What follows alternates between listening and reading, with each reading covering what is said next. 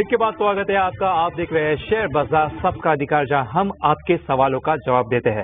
ना सिर्फ stock specific, लेकिन इस सेगमेंट में आप कोई भी बेसिक टर्म रिलेटेड भी हमें डाउट पूछ सकते हैं। सवाल पूछने का जरिया बता देता हूं, इस सेगमेंट में थोड़ा अलग है। आपके स्क्रीन के एक हिस्से में जो QR कोड फ्लैश हो रहा है, उसे आप स्कैन करिए, जिसके जरिए आप अपने सवाल हमें व्हाट्सएप पे भेज सकते हैं। इसके अलावा आप हमें यूट्यूब में कमेंट सेक्शन में भी अपने सवाल भेज सकते हैं, क्योंकि टाइम टू टाइम हम वहां से भी सवाल लेते रहते हैं। तो चलिए इस वक्त एक बार बाजार पर नजर डालते हैं। निफ्टी के वक्त हमारे साथ रेलिगर ब्रोकिंग से अजित मिश्रा भी जुड़ चुके हैं। अजित, शुक्रिया जुड़ने के लिए। अंश बात कर रहा हूँ। तो चलिए यूट्यूब से कुछ सवाल ले लेते हैं। अजित, यहाँ पे हम देख रहे हैं कि वोडाफोन आइडिया पे काफी सवाल आ रहे हैं, तो एक बार इसका चार्ट भी देख लीजिए। अगर इस साल के हाई से देखें तो वहां से तो स्टॉक करीबन 30% गिर चुका है। अभी भी 3 सेशन से देखें तो थोड़ा सा गिरता हुआ ही दिख रहा है। अब इतना गिरने के बाद क्या यहाँ पे कहीं पे खरीदारी के मौके दिख रहे हैं?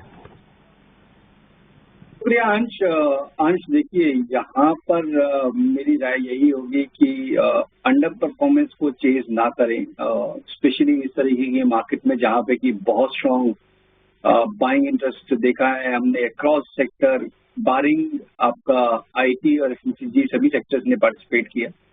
But with in the sector जहाँ पे कि अंडर परफॉर्मेंस है, जैसे कि टेलीकॉम स्पेस में भारती एयरटेल अपने रिकॉर्ड हाइस के पास जा रहा है, वहीं पे आइडिया अपने 52 वीक लो के पास स्ट्रगल कर रहा है। तो कोई रीजन नहीं है यहाँ पे आपको बाइंग अपॉर्चुनिटी ढूंढने का। जिनके पास एग्जिस्टिंग कोई पोजीशन पड़ी हुई है, जो प्रीवियस स्विंग लो है करीब 6.5 का, वही एक सपोर्ट है। वो अगर ब्रेक होता है देन 5.5 और मे बी लोअर। तो कोई लॉजिक नहीं है कि अगर आप फ्रेश पोजीशन ढूंढ रहे हैं तो डेफिनेटली भारतीय एयरटेल बहुत अच्छा विकल्प है, both in terms of investment और ट्रेडिंग। और एग्जिस्टिंग पोजीशन से एग्जिट करके भी अगर आप चाहें तो ये स्विच कर सकते हैं। चलिए आगे बढ़ते हैं और YouTube से मिस्टर JP शर्मा का सवाल लेंगे, हिंदुस्तान के मोहाली से। ABRFL पर इन्होंने सवाल पूछा है। अजीत, आपके पास मैं आऊंगी। इन्होंने अपनी खरीदारी की जो लेवल है वो बता रखी है 151.6, 325 इनकी क्वांटिटी है। फिलहाल ये मुनाफे में भी है। एक रेंज जिसमें ये ट्रेड कर रहा है 198 से लेकर 364 के बीच में हम देख रहे हैं इसको कारोबार करता हुआ। नजरिए का मुझे अंदाजा नहीं है, लेकिन फिलहाल क्या आप इसमें और रुकने की सलाह देंगे या ये मुनाफा बांध सकते हैं? बिल्कुल कविता, देखिए यहाँ पर बिल्कुल आपने सही कहा कि एक ब्रॉडर रेंज में ट्रेड कर रहा है। ऑलमोस्ट 2 साल हो गए हैं इसी रेंज में, और अभी हाल फिलहाल में अपने लोअर बैंड के पास आया, वहां से रिकवरी देखने को मिल रही है। क्योंकि उनकी काफी लोअर लेवल की बाइंग है और अभी भी मुनाफे में है। मेरे हिसाब से मुनाफा अभी बढ़ता हुआ नजर आ सकता है, क्योंकि जो रीटेस्ट हुआ है 240 के जोन का, वहां पे काफी टाइम स्पेंड करने के बाद एक रिकवरी का टोन दिख रहा है।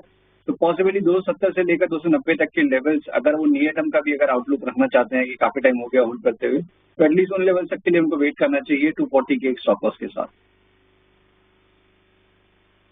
इम्पोर्टेंट अपडेट जो है ABFRL के लेवल्स को लेके अजित सर हमें बताते हुए, लेकिन अब चलते हैं हमारे अगले कॉलर के पास। और यहाँ पे प्रहलाद जी जो है हमारे साथ जुड़े हैं, और यहाँ पे उन्होंने जो है CDSL की बात की है, इनकी बाइंग है। इन्होंने अपनी टाइम हॉरिजन नहीं बताई है, लेकिन इन्होंने 61 शेयर्स खरीदा है 708 लेवल्स पे। तो ऑफकोर्स इनका जो है ऑफकोर्स अच्छी प्रॉफिट लेवल्स भी आई है, लेकिन याद रखिए CDSL में करेक्शंस भी देखने मिले हैं पिछले 1.5 महीने के ट्रेडिंग सेशंस में। बट इम्पोर्टेंटली अजित सर, क्या इंपॉर्टेंट टेक्निकल लेवल्स लगता है CDSL का?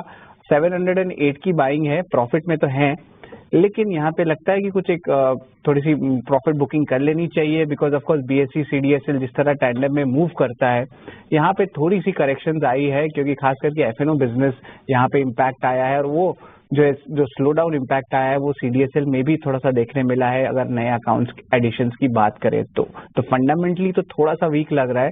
लेकिन आगे जाते हुए अजित सर, क्या टेक्निकल लेवल्स लगते हैं शॉर्ट टर्म बेसिस पे CDSL के, ये जरा बताएं। बिल्कुल शायद, देखिए काफी स्ट्रॉन्ग सर्च देखने को मिला था। जो लास्ट अप मूव हुआ था स्टॉक में, करीब 480 से लेकर 1900 तक का मूव आया था, और इस करेक्शन में हाई से 50% ऑलमोस्ट आपने रिट्रेस भी कर दिया। करीब 1900 से आप 1000 के लेवल पे आए, और वहां पे आपने काफी अच्छा टाइम स्पेंड करके अब in line with market recovery यहाँ पे एक रीबाउंड देखने को मिल रहा है।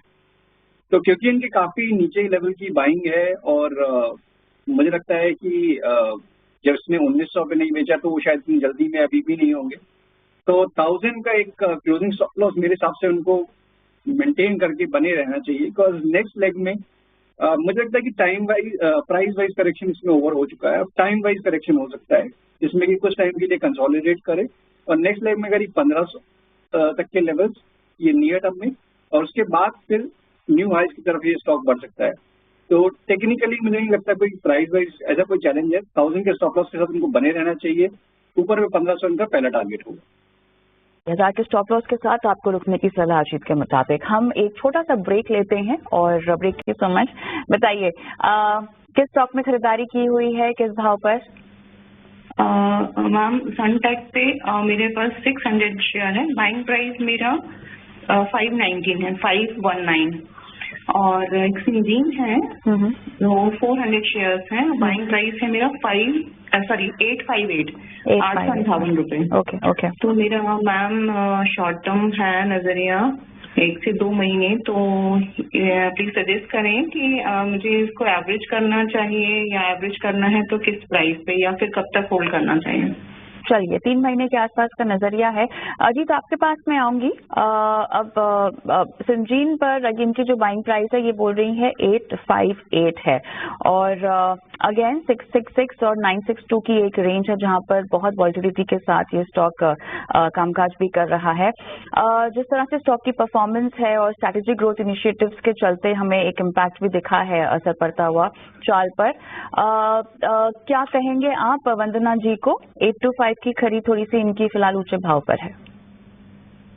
बिल्कुल कविता, देखिए यहाँ पे मेरी रिकमेंडेशन ये होगी वंदना जी को कि टाइम होराइजन थोड़ा सा बढ़ा दीजिए। कंसिडरिंग की जो प्राइस में जो डैमेज होना था रिकॉर्ड हाई से वो हो चुका है, और एक बेसिकली नया बेस बन गया है। 650 पहले एक रेजिस्टेंस एरिया था, जबकि ये स्टॉक कंसोलिडेशन था 2023 में, और अब ये जोन एक सपोर्ट की तरह एक्ट कर रहा है। जिस तरीके से अभी गिरावट देखने को मिली है वहां पे जाके स्टॉक ने 3-4 महीने स्पेंड किए और अब एक रिकवरी का टोन है। रिकवरी थोड़ी सी ग्रेजुअल हो सकती है कंसिडरिंग कि एक लो बीटा काउंटर है और रेजिस्टेंस भी काफी ज्यादा है। तो 750 से लेकर 820 ये जोन मुझे लगता है कि कुछ टाइम तक इसी में ही स्ट्रगल करेगा। जब भी 820 के लेवल क्रॉस हो जाएंगे तो एक नए हाई की तरफ ये स्टॉक आपको बढ़ता हुआ नजर आ सकता है।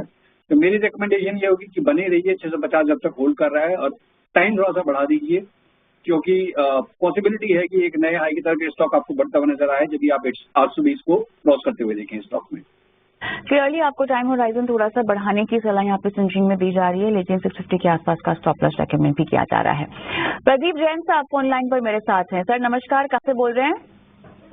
गुवाहाटी से बोल रहा हूँ सर। गुवाहाटी से। सर बताइए। आसाम जी, कहाँ से आपने क्या स्टॉक खरीदा है? मैंने यूनाइटेड स्पिरिट लिए 80 शेयर करीब 1410 के एवरेज में। 1410 के एवरेज में। तो अभी और भी लेना, और क्या 6 महीने के अंदर मैं होल्ड कर सकता हूँ? इसमें क्या लग रहा है? और 6 माह का समय देना चाहते हैं? हाँ ठीक है। गौरांग आपकी कवरेज में होगा? कविता कवरेज में तो नहीं है, और इनका नजरिया सिर्फ 6 महीने का है, तो हम तो सक्षम नहीं है छोटी या मध्यम अवधि के लिए टिप्पणी करने के लिए। क्षमा चाहता हूँ जी। अजीत बताएं। देखिए कविता, मेरे हिसाब से कुछ टाइम के लिए आपको स्टॉक में कंसोलिडेशन दिखेगा। नो डाउट एक रिकवरी का टोन अभी हाल फिलहाल में जरूर देखने को मिला था, बट 1450 मेरे हिसाब से ये काफी स्ट्रॉन्ग हर्डल है स्टॉक में। ये एक बार ब्रेक हो जाएगा उसके बाद यहाँ पे स्टेबिलिटी आ जाएगी, या दोबारा से स्टॉक में आपको एक रिकवरी का टोन जो कि करीब 1570 से लेकर 1600 तक के स्टॉक तक लेके जा सकता है। तो अभी के लिए मेरे हिसाब से इसमें कुछ भी करने की रिकमेंडेशन नहीं होगी कि कुछ फ्रेश ऐड नहीं करना है। एग्जिस्टिंग पोजीशन में बने रहिए। 1270 ये आपका क्लोजिंग स्टॉप लॉस रहेगा। फ्रेश बाय करना है 1450 के ऊपर ऐड कीजिएगा। हायर मीन्स आप ऐड कर रहे हैं जहां पे आपको पॉजिटिविटी का कंफर्मेशन मिल रहा है, और फिर जाके आप स्टॉक को अपना 1600 तक के लेवल्स के लिए होल्ड कर सकते हैं। इंपॉर्टेंट लेवल्स आते हुए अजीत जी की तरफ से। लेकिन अजीत जी यहाँ पे कई सवाल आ रहा है। एक्चुअली ये स्मॉल फाइनेंस पे भी काफी बात हो रही है। थोड़ा टेक्निकली यहाँ पे है, तो यहाँ पे ये देख लीजिए स्टॉक आपको कैसे नजर आ रहा है चार्ट पे। हम देख रहे हैं कि यहाँ पे आज स्टॉक ने 100 EMA को पार कर दिया है। एक इंपॉर्टेंट पिवट पॉइंट बना हुआ था करीबन 570 के आसपास, उससे भी आज पार करता हुआ नजर आ रहा है। तो ये कुछ की हर्डल थे जिसे पार कर चुका। अब ये पार करने के बाद क्या अभी भी यहाँ पे पॉजिटिविटी बनी हुई है? क्योंकि हम देख रहे हैं पिछले कई सेशन से स्टॉक ऑलरेडी काफी भाग चुका है। 17 मार्च से देखे तो वहां से स्टॉक ऑलरेडी 20% भाग चुका है। देखिए कुछ टाइम पहले तक एक रेंज ब्रेकडाउन का इंडिकेशन था जिसने स्टॉक को पुश किया करीब करीब 470 480 के लेवल्स पे, बट रिकवरी भी उतनी ही स्ट्रांग हुई है, इक्वली स्ट्रांग है। वॉल्यूम उस तरीके के नहीं है जिस तरीके से गिरावट के टाइम पे थे, बट अब हो सकता है शायद आपको कि वॉल्यूम इंप्रूवमेंट भी नजर आए आने वाले दिनों में, कंसिडरिंग कि अपने मेजर एवरेजेस को रिक्लेम कर रहा है। तो मुझे लगता है कि जो मोमेंटम प्ले कर रहे हैं उनको एक स्ट्रिक्ट स्टॉप लॉस के साथ बने रहना चाहिए। 568 568 वो आपका स्टॉप लॉस रहेगा, और जो लॉन्ग टर्म एवरेजेस का रेजिस्टेंस है करीब 600 के पास, वो आपका टारगेट जोन है। अगर स्टॉप लॉस 568 का और ऊपर की तरफ देखें तो एक इम्पोर्टेंट लेवल है यहाँ पे 600 के आसपास का, वहां पे आप अपना टारगेट रख सकते हैं। तो चलिए इस शो में फिलहाल इतना ही, शो समाप्त करने का वक्त हो गया है। दोनों गेस्ट को हम शुक्रिया करेंगे अपने राय बताने के लिए बाजार पर भी और स्टॉक्स पर भी, लेकिन जाने से पहले एक डिस्क्लोजर। बिल्कुल अजीत जी। शुक्रिया अंश। तो देखिए जो भी स्टॉक्स हमने डिस्कस किए हैं पर्सनली इनमें किसी में मेरी होल्डिंग नहीं है, बट हमारे क्लाइंट्स की बात हो सकती है। बिल्कुल। तो चलिए फिलहाल मुझे, कविता और शरद को दीजिए इजाजत। ब्रेक के बाद हम बात करेंगे मुनाफे की मंडी कम्युनिटी मार्केट पर। आप देखते रहिए ET नाउ स्वदेश।